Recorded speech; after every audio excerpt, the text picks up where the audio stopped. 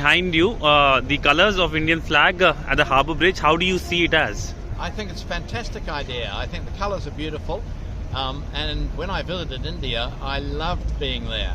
So I think it's very nice. The Indian Prime Minister is also here. I mean, Yes, it very has. appropriate.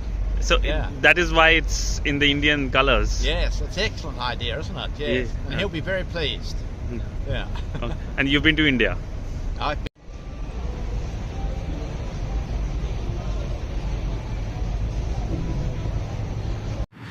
With me is Jim Varghese. He is the Chancellor of the Torrens University here in Australia, also on the board of the Springfield City Group. Let's speak to him about India-Australia relationship. Sir, how do you see this relationship going forward? There have been a number of convergences between the two countries, whether it's education, whether it's the Indo-Pacific, or whether it's defence and security.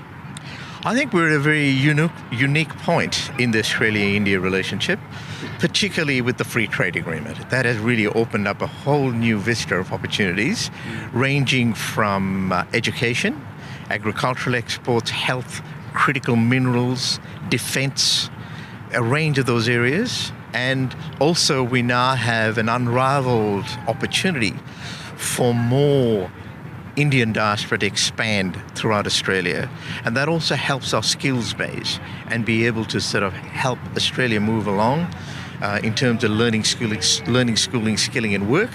So I think we're in a very exciting phase of the Australia-India relationship, and one now that is poised in a platform to get much stronger than before.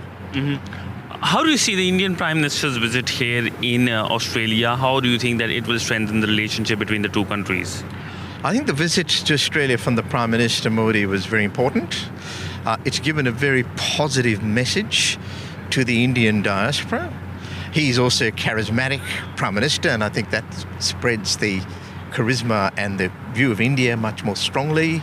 The event that was on yesterday was enthusiastic. The population of Australia, I think, is looking with interest. So you have the Indian diaspora, then you have the wider diaspora of Australia. And I think we're at a very good point. It's good that Prime Minister Albanese is holding bilateral discussions on the trade and industry side particularly. So I'm very cautiously optimistic that the relationship and the platform is now established for a strong relationship with India in all facets of the key trade, export and investment areas. Education. You are the Chancellor of the Torrens University. How do you see education being the bedrock of this relationship? Because we know that India has opened up itself for foreign universities, and Australian universities are among the first to establish campuses. Yes, look, I think we have always had a very good relationship with India in education very early on. We also value students from India in a range of different areas. And so we have a unique situation now in Australia where public universities and a for-profit university like Torrens, we can meet the demand for learning, skilling and training and work. We can do it both from an Australian context and an Indian context. And I think that is very exciting. So it's really now an opportunity for Australian universities, and certainly for Torrens University, we're looking at India very closely. We always do. We have an India focus. We will look at our business cases. We try and attract really enthusiastic and energetic students from India. We are a business-focused university, and we are very encouraged by where things are at. My only reservation is that I hope the visa system here works in a way that assists what we're trying to do and not the other way around.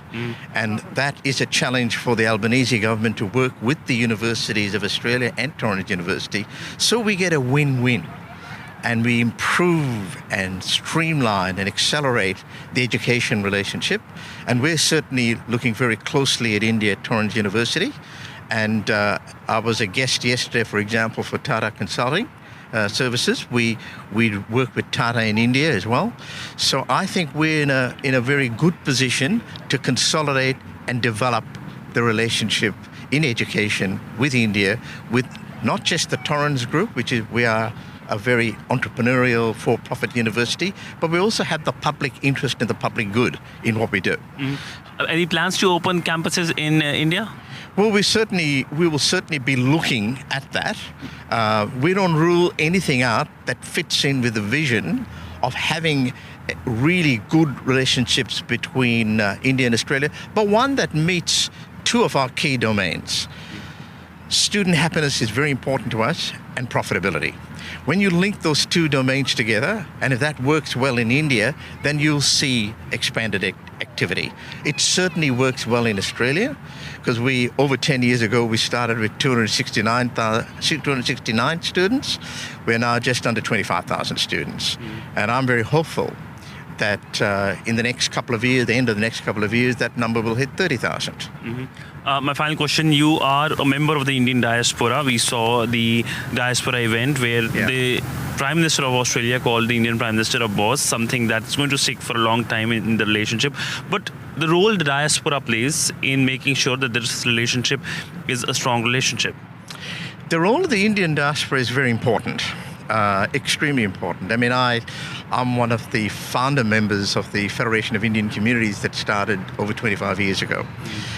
We have worked hard with AIBC and others to create a powerful diaspora. One of the challenges that I believe now that we need to do is to take up the challenge of both Prime Minister of Australia and the Prime Minister of India. And that is, we need to go for business-to-business relationships, do business deals that accelerate trade and investment. So one of the things that I wanted to foreshadow is that in that hat, I am working to establish a for-profit company who has only one purpose, to have business deals with India that makes a profit. Right? All the other relationships are important, but if we have a body like that, that could be called the Australia-India Business Proprietary Limited, a for-profit company, I think that will accelerate the trade and investment and give the Indian diaspora an opportunity not just to strengthen trade and investment with the wider Australian community, but also to make it profitable. Well, thank you so much, sir, for speaking to Beyond with this lovely backdrop. And of course, it looks like that with this visit, the India-Australia relationship are going to only grow further and go upward. Thank you so much, sir. Absolutely. Video journalist Sanjeet Siddhant Sibal for Beyond.